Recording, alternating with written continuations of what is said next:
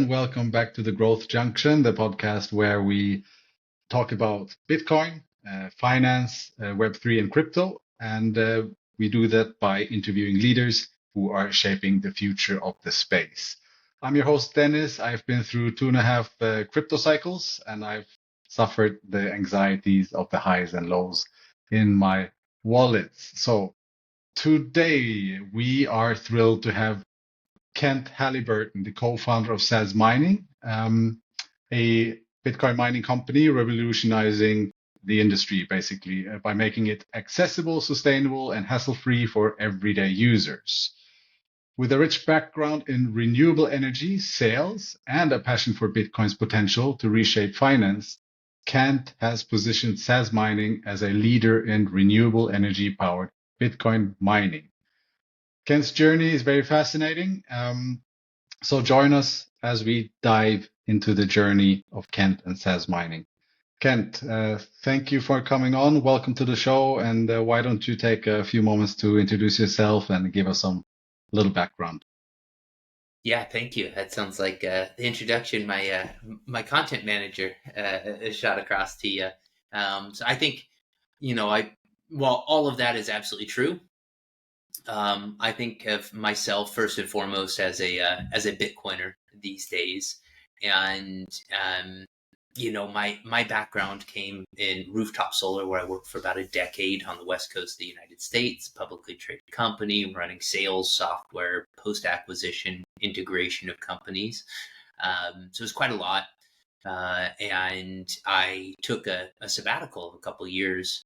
And during that sabbatical, I fell in love with Bitcoin and a Portuguese woman. So I wound up in Portugal in 2016, restarting my life there and living the American dream truly, but just in the original West Coast, which is how I think of Portugal after living both in California and Portugal. But it was during that time frame that I, built the family and also started my entrepreneurial journey. And my entrepreneurial journey, I was completely focused and obsessed on Bitcoin, and so tried my hand at several different things and ways to acquire more Bitcoin. And one of them was trying to mine from home, and I just had a horrible experience trying to mine Bitcoin from home. Not horrible, it just wasn't the experience that I was looking for. The experience I was looking for is what we've now built today at SAZ Mining, which is mining as a service, which means just like you no longer, pick up the phone number of your local taxi driver and hope he's available to come pick you up. You now pull up the Uber app or Lyft or whatever other rideshare app, and you have the taxi show up at your house. And there's competition for your business, so it happens fairly quickly. That is in essence what we've done, is we've built that mining as a service experience. So instead of you needing to figure out all the technical details, how to manage power, how to worry about sound, how to make sure that it's safe and fires don't start, instead what we've figured out how to do is go do all that for you, procure a data center with rack space on it, contract all the help that's necessary to run your mining equipment, and then give you a software experience so that you can acquire Satoshis or fractions of a Bitcoin the way that Satoshi Nakamoto designed the network. So Satoshi Nakamoto never designed the network with the idea that people would buy and sell Bitcoin on exchanges and that's how they get their Bitcoin. He designed the network to distribute the Bitcoin via mining. And there's a lot of advantages to acquiring your Bitcoin through mining. And by simplifying that experience, we think that similar to Uber unlocked, a new marketplace and expanded, the rideshare community, we think there's that same potential, or I think there's that same potential in the mining as a service sector. Awesome. Thanks for that. So your journey is pretty fascinating. I mean, from solar power company, you're leading that company and then taking a sabbatical. And I believe you've mentioned that you were living off Bitcoin at the time. So was there a pivotal moment that made you realize that renewable energy and Bitcoin were the perfect match and that you really wanted to go deep into it? Well, it's yes, and I should probably give some context to that. So I think, as you get older, you sort of start to see who you are. I don't know if that makes sense. Let me try to Oh yeah. explain it. But, I grew up on a farm on the Oregon coast, Cranberry Farm of all places. And I went to college and did computer engineering. And then I went into rooftop solar. And then I was part of a team. So I wasn't the only one leading, but I was an executive on the team leading, helping to lead that business, like one of five, and then went on to take a sabbatical. And then Bitcoin has caught my eye. And I think I just always had this like radical approach to being sovereign that is just like in my blood. Like I just don't like to feel like I'm boxed in or lacking in terms of freedom. And so being able to help others, acquire Bitcoin, that's the pivotal moment to answer your question. I was in the Sacred Valley of Peru, and I had rented a room in an apartment. I was kind of taking a month or two to just live in that area. I wanted to check it out, get a feel for it. And so I was renting a room with a couple of other travelers and had time and was just exploring different rabbit holes on the internet and discovered Bitcoin. And as soon as I understood that, I can move money around without needing to deal with banks, I was like, boom, like that was it for me, right? Because here I traveled through like 26 countries over the 2 years. And it was always like, how do I get money in this country that I'm at? And there's always frictions related to the banks. I was like, oh, you mean I can just step around all the banks and deal with money outside of that? Like, that's what I want. I can see why people are going to want this in the long run. So that's where my fascination with it was born. I discovered it like mid 2015 and then picked up my, dabbled, put my toes in the water by the end of 2015. I had to pull the classic move of watching Bitcoin's price double before I realized, maybe I should get some. Yeah, I think most people have done that experience, seeing that double and triple and then coming down again after buying the top. So yeah, I believe you also, I read a blog post where the book, The Price of Tomorrow was mentioned as a big eureka moment for you guys. So did it inspire the mission of SAZ Mining to make mining accessible to everybody? And what makes your approach to turnkey mining stand out in a crowded market? Yeah, so I think so simple answer is yes, absolutely was part of the inspiration for SAZ Mining. It was my personal journey though before I joined SAZ Mining though that was inspiration because I'd gone through this time period from like 2016 to 2020 where I was trying out and failing at several different entrepreneurial ventures, whether it was Bitcoin ATMs or trading, like the classic, shitcoin cycle that many of us think that we can outtrade the market and then get slapped around by the marketplace and realize I should do something different with my time. Tried mining from home. I was sort of struggling because I wanted to work in Bitcoin, did concierge services as well, onboarding the local people in my area that wanted to get started with Bitcoin and blending all of those together. I had read Jeff Booth's The Price of Tomorrow and got to chapter 5, and it talks about the combination of solar electricity and Bitcoin mining and how that's going to be an explosive combination. It's like, that's where I belong. And so I started looking for opportunities to get into Bitcoin mining, and I found the founder, and we had a mutual acquaintance, and we were put in touch, and one thing led to another. And, by the end of 2021, we'd raised some capital and we're off to the races. So correct me if I'm wrong, but your platform is made for retail only. It's not really B2B focused, correct? I would say it's we do have some B2B, but I would say it's not so much retail because the ticket price is around $5,000 to buy a mining rig, and so it makes it from like an e-commerce standpoint like a high ticket item. And so we find that we have a lot of our clients, while you could classify them as retail, are really high net worth individuals. And so kind of that's slightly different than dealing business to business, but caters to people that ultimately are looking to acquire more Bitcoin. So the way that we have built our platform. And what you asked us earlier, what makes us stand out is being software forward, right? And so right now there's a traditional hosting model, and that hosting model is typically done over the phone, sending emails back and forth.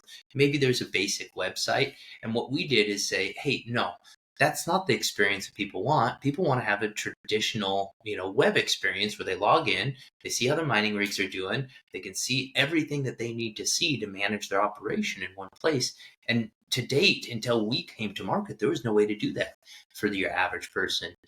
And we realized or believed and are seeing it now that if we could make that easy enough for your mom or your grandmother to acquire Bitcoin via mining, that we would unlock a pool of capital that has been waiting on the sidelines to get into mining, because it's a better value proposition from an acquisition standpoint. Because if you think about it, you put your costs up front, you buy a mining rig, and you fix your cost of electricity with your mining, which is the biggest expense in mining, right? But because those costs are fixed up front, you're just receiving Bitcoin, like streaming sats to your wallet the entire time. And what that means is you don't have to worry about what the price of Bitcoin is doing. You're just consistently dollar cost averaging into that Bitcoin position. And that takes away a lot of the risk. And you see a different type of person showing up that wants that product. You see people that are more risk adverse. There's a lot of people that are just completely scared of the exchange-based experience. You mean I'm going to have to wire my money into this exchange? I don't know it. I know Charles Schwab. I trust my broker, but I'm going to go wire money into, this exchange, and where's it headquartered? I can't figure out where it's headquartered. Then once it's there, I'm going to go buy it. And then, like you said earlier, as soon as you buy it, it always goes down. And then I'm freaking out because now I've lost money. Now I might sell. And, and then once it's there, then I bought it, then I'm not going to take it off exchange because I'm not used to doing that with anything else. So why would I do that with Bitcoin, right? So you just have like these things that are structurally like impediments to people acquiring it, versus it's much more intuitive, I believe, for people to buy a piece of hardware like real estate, and then it generates Bitcoin for you, like a cash flow stream, right? I think that a lot of people are more attuned to that business model, and as we grow and make it easier and easier, I think that we're going to see more people beating a path to our door. Yeah, definitely. And I also happen to know that you have aligned, or SAZ Mining is incentivized to deliver or to have the best uptime possible, because you only make money if your clients make money. Is that correct? Why is that important for the mining industry? Yeah, so when we came in, one of the things we noticed is that, I can't have possession of a piece of hardware that you own without that being a high trust relationship, right? And what we thought through is, just being Bitcoiners, like, how do we align our incentives so that we're maximizing what our clients would want and helping to build that trust that's inevitable with the way the relationship is structured. And so we landed on, there's basically three different ways you can make money with our type of business model. One is you mark up the equipment and you generate profits from the sales of hardware. The second is you can generate profits from the sales of electricity. And the third, and the way that I'm not finding anybody in our industry that's chosen the third path, because it's the most difficult, is to simply say, look, I'm not going to make money selling you hardware or electricity, but when you generate Bitcoin and the mining pool, pays you your rewards, we're going to split off a portion of that to our wallet. Just 15% is what we charge as our management fee. And that's what we, like a property manager, we've got your hardware, we're taking care of it, we're maintaining it, we're ensuring it's up as much as possible. But then we want the exact same thing you do, because if your mining rig isn't generating Bitcoin, we're not generating Bitcoin either. So the way that our entire business model works, like, it takes us like 6 months basically to find a data center, an operator, contract it, get everything lined up, have the RAS shelf open, and then start to offer it to customers. And it's not till that mining rig is plugged in that we actually start to generate a reward. Otherwise, everything's cost pass through. And so we've really taken I don't love this term, but low time preference approach. I like to think about it as a long time horizon approach to say, this is what people really want. And over time, the market is agreeing with us that is what they want. That's awesome, because then they don't have to worry about fake repairs or that will cost them extra or anything like this. It's a super trust based partnership. So where do you find people, or do they get in touch with you? These high net individuals who want to mine with SAZ. Well, it's a good question. Basically, we've been growing by word of mouth, luckily. And the way our business model works, it actually takes quite a bit of scale before it can make money. And so as a result, we've had enough demand coming in the front door that we haven't needed to spend a lot of money on marketing. I've got a guy on the team that he spends time posting on social media, which is the equivalent of kind of somebody waving a sign in the street is how I see it, just letting people know that we're here. And then when people are curious and our message starts to get out there, then they come check us out. But yeah, we don't do like Google ads or anything like that. What we find the most productive is just meeting with people. Like what we want for our customers, we realized is, let me back up a sec, because I think this is an important distinction for anybody considering acquiring Bitcoin by mining. You have to make a choice when you're mining. This is going to sound super simple, Dennis, but I believe it's the most profound thing about mining. Mining is the only investment on the planet where you put dollars in and you can receive Bitcoin, right? That seems super simple, right? But here's what most people ask when you say, oh yeah, I do mining as a service. They ask you, oh, what's the ROI? ROI is how we've been trained, because you think I put dollars in, I get dollars out. No. You've got the only investment opportunity on the planet that generates Bitcoin. So what you really want to do, is you want to make a decision. Are you mining to generate Bitcoin, or are you mining to generate fiat? And if you don't get super clear on that distinction, it's going to be really difficult for you, because you're going to wind up trying to do both at the same time. And that's going to lead to a bad experience. But what we realized is the people that were mining to acquire Bitcoin, the volatility, the changes in the network for difficulty, which impacts how much Bitcoin you're getting, and the change in the price of Bitcoin, that volatility, it didn't scare them. Like, they were there to acquire Bitcoin. And we said, okay, that's what we wanted to focus on. And so rather than focusing on what's the ROI of me putting in dollars and how do I get my dollars back out? No. It's, I'm going to buy Bitcoin and I'm going to hold Bitcoin. So now if you're mining it, what's the price that I'm getting my Bitcoin at by mining it? And that means now I'm comparing my value proposition with the exchanges. That's who I see as my competition. And what that means is when I look at my value proposition and say, okay, Dennis, you want to start mining with us? We've got mining rigs in Norway, Paraguay, and Wisconsin right now. And right now you can pick up a mining rig and your daily cost to acquire a Bitcoin, guess what it would be? Like just out of curiosity, what do you think the value proposition would be? So the price of Bitcoin today is what, $94,000? What do you think it costs to acquire Bitcoin by mining? Oof, 50,000-60,000 in electricity. Yep. And you're not far there off. So in Norway, I looked at these numbers yesterday. They're like $44,000. Right. In Paraguay, $68,000. And that just has to do with, it's a very simple math. It's how many dollars did it cost for me to run my piece of hardware today? And then I divide that into how many sats did I generate, and you get a Bitcoin price. It's that simple, right? It's not complicated, but nobody's really focused on explaining this to the marketplace that, like, hey, your dollar cost averaging price is well below going to an exchange. Now, what I haven't included in that analysis is the cost of the hardware. And that's intentional, because the cost of the hardware fluctuates on the start and the end, so that it makes it confuses people. How I see the mining rig is, it's your ticket to get on the ride, your dollar cost averaging at fixed costs because your electricity cost is fixed, and it's well below market. And then you get a return on your capital for your hardware when you decide to sell it at the end. And there is times where you can actually make money on that exchange.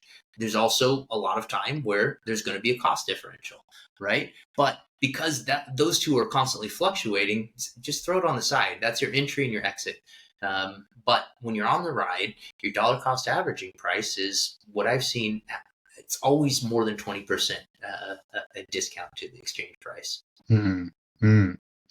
That's awesome. So, because I was told or I read and like, oh, what's the point? You're paying just as much in electricity as the Bitcoin price, so you're paying the same, which is misinformation, I would say then. Well, And you it's not wrong because it depends on what's the electricity cost, right? So we source very low cost electricity. We're mining in the Arctic Circle. We're mining next to Iguazu Falls, which is one of the biggest waterfall or dams in the Americas, period. And so we're getting very low cost electricity to be able to provide that opportunity. So it's not, if you're at home trying to plug in your mining rig, no, what that statement is accurate. So there is nuance to that particular point, but that's part of what we bring to the table as our value proposition is nobody's going to buy our product if we're not actually giving a better opportunity than they could get elsewhere. The other thing though is when you're mining Bitcoin, we call it wild sats that you're generating because these sats have never gone through an exchange-based process, and sats that go through an exchange-based purchase and acquisition, they're tagged and bagged by the surveillance system, right? Like nobody gets to buy Bitcoin without entering all their personal information, having it validated, having it tied to their state identity, like all that stuff. Versus when you mine Bitcoin, it's Bitcoin that's coming straight from the protocol. And that I think is also like probably a second fact that's really hard to get your head around because it's so simple. But where does the Bitcoin come from confuses people. The Bitcoin literally comes from a protocol.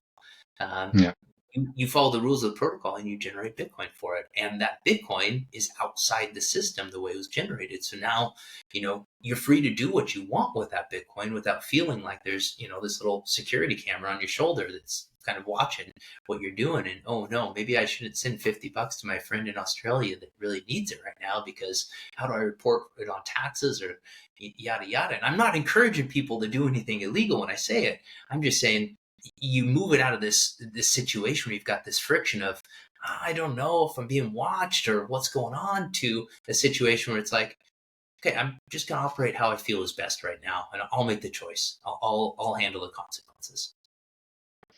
Awesome. So mining at home, you can do it, but it's pretty expensive. So what would it cost for a person to get started, let's say with one miner at SAZ Mining with all the costs from zero to, and to start making some sats? Yeah. Can we do a screen share on this? Sure. Let me see. It's actually the first time I've ever tried this. Give me a second. Let's see how this works out. So I'm gonna backtrack to, this is our website, right? So I want to show two things under resources, the mining calculators. This is what we were just elaborating on, right? Norway. So this updates daily, right? Depending on, so this doesn't change your cost of electricity, and then how many sats you generate per day. That changes based on the difficulty of the network, right? And so that changes. But right now in Norway, 48,000. And then if we look in Paraguay, and this is what I'll show you next, 68,000 or 69,000 today for the dollar cost averaging into a Bitcoin position. So come over here to shop rigs, and we've got 3 options that are available. And these are the lowest cost. Lower cost generally means less efficiency or less computational power. But we'll look at this one. So including the setup, it's under $4,000 to get started with this mining rig. And this mining rig will generate, on a monthly basis, 320,000 sats. And then on a monthly electricity bill side, it's $240. So your dollar cost average is back what we just looked at. I don't know if that helps, but these mining rigs will be live in under 30 days. Actually, I believe shorter Mhm. than that based on what I'm working through on the back end. But Mhm. that's and then we've So got more efficient mining rigs in Norway if you want to look at generating more revenue in sats and having a similar electricity bill. And all these costs include our management fee already because that's taken out of the rewards that are sent to you. So this is accurate for what your actual receipt of rewards would be. mhm, mhm. And then electricity costs come on top of that, or is that included Yeah, in the yeah. So you monthly? have to pay your electricity bill separate. So yeah. Yeah, right. So how much is that like on a monthly basis per miner? So in Paraguay, $240. Yeah, That so would so be that with is 100% uptime. So that is what I'm showing here is the $230. So the same thing. If I multiply by 30, you're getting pretty close to the same number there, right? okay. Yeah. Hmm. Right. Cool. Very, very interesting. So talk to me about your location in Norway. I know you are doing some heat recapture there, and was it really hard to get set up in Norway? I know they have a lot of, I don't know if they're very Bitcoin friendly.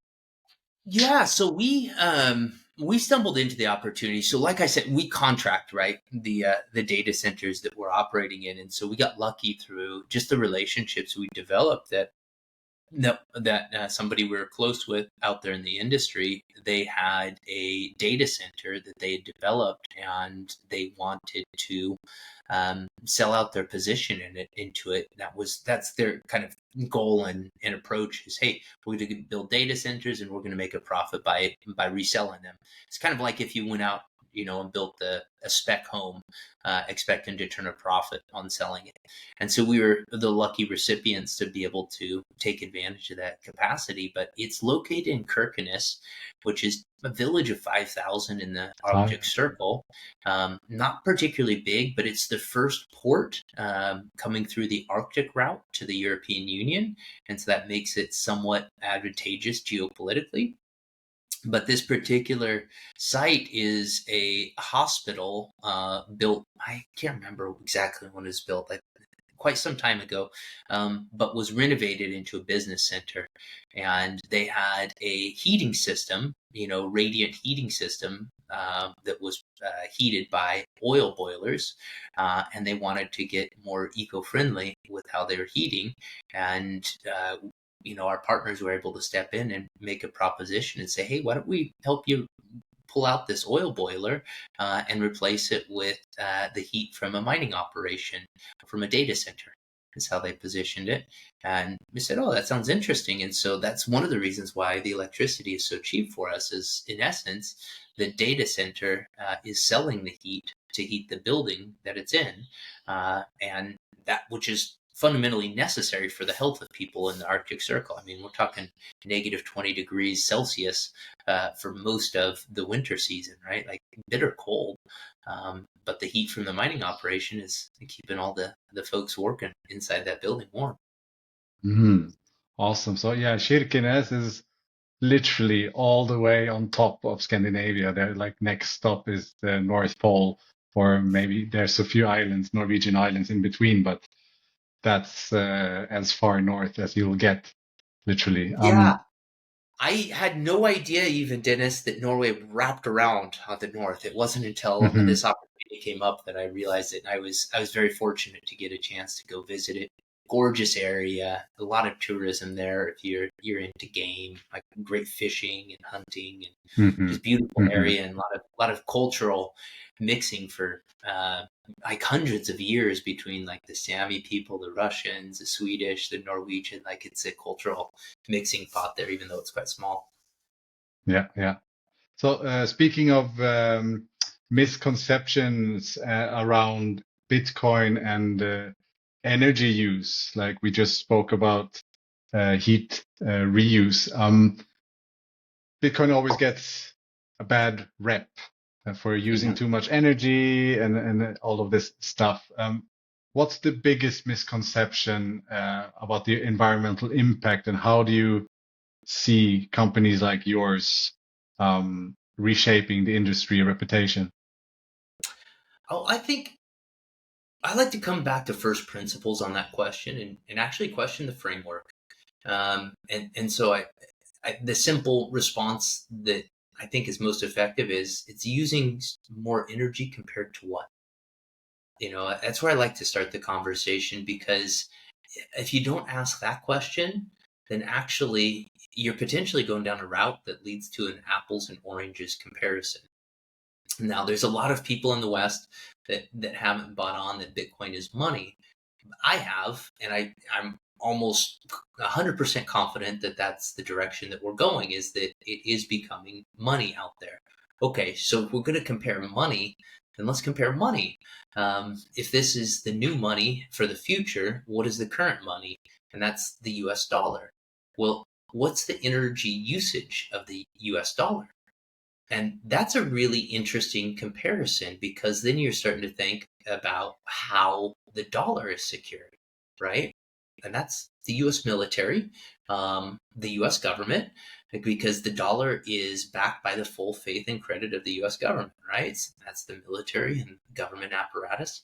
Now, when you start looking at what's the energy usage of Bitcoin compared to this is the energy usage of the US government, full faith and credit of the US The government. military Bitcoin's complex, yeah. energy, yeah, Bitcoin's energy usage is like here. It's like, well, okay, now when you're actually comparing apples to apples, it doesn't actually seem like it's that much energy. So that's the first. The second, though, is actually looking at what's powering Bitcoin, right?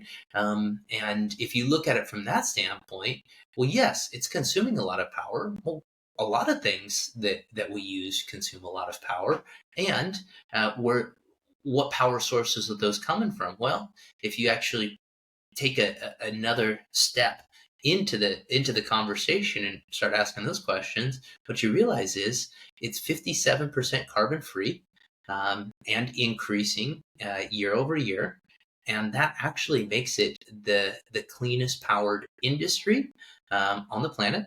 And it also makes it, if you were to compare it, say, okay, Bitcoin is a sovereign network state, let's say. Well, if you compare it to nation states, it's also the cleanest nation state on the planet. So from all vantage points, it's basically a specious argument to say that Bitcoin's energy usage is harmful, because on almost any way that you compare it, it's doing better than pretty much anything else that's out there. The real core of why that argument has come and been so sticky is a public that doesn't understand something. And just by default, when people don't understand something, it's an unknown, they fear. They build stories of fear around it. I mean, you can go back to ancient times and tribes sitting around trying to explain the sun and the moon and the stars and things. And it's goblins, demons, who knows whatever else that's in charge of it all, right? And it's the same thing. It's like it's been very easy to take something that people don't know or understand and make it a boogeyman for the public. And I actually think that that's been done intentionally. Yeah, I couldn't agree more. I think that's all part of the misinformation. I mean, governments want to govern, and they are scared of Bitcoin because they know what the power it has. It gives the power, creativity, and health back to the people that can hodl and just delay gratification. So that's such a huge thing. It's an amazing time to see this happening. And I mean, with Bitcoin exiting exchanges at record levels and the hash rate breaking all-time highs constantly, we're not going to see this technology go anywhere. So I hope I'll see SAZ mining around in 10, 20, 30, 40 years. And thank you for enabling this and giving it to the people. Why don't you tell people where they can find you, the website, Twitter profiles, LinkedIn's, and so on?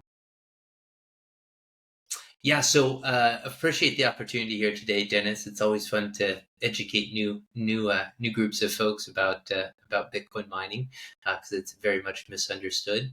Um, but I can be reached. Twitter's the best spot at K Halliburton. So first initial last name uh, as my handle there. My DMs are open if you want to reach out and ask questions. And then on LinkedIn, Kent Halliburton. Is, the way to find me there. Right. And obviously the website SAZ Mining with a Z .com. Yes, All thank you right. for that. Thank you so much for this conversation, Kent. It was really insightful, and yes, I really want to get started with mining myself. So you Cool. might hear from me. Yeah. Any last words before we wrap this up? No, I just want to thank you again for your time, Dennis, and thank your audience for taking a moment considering what it is that we're doing and thinking about mining just a little bit harder than the headlines. I think that that'll serve everybody quite well because if my thesis is accurate, there's going to become a point in time where you can't buy Bitcoin on exchanges any longer, and you're going to have to earn it. And mining is one of the best ways to earn Bitcoin. Yeah, definitely. All right, people, for all of you watching, thank you so much for tuning in. You know the deal, like and subscribe and share if you got some value from this. Until next time, stay vigilant, stay curious, and keep building, and also keep mining if you already are. And if not, you need to get started. And until next time, I will see you soon, and bye for now. Bye, Kent. See you, Dennis.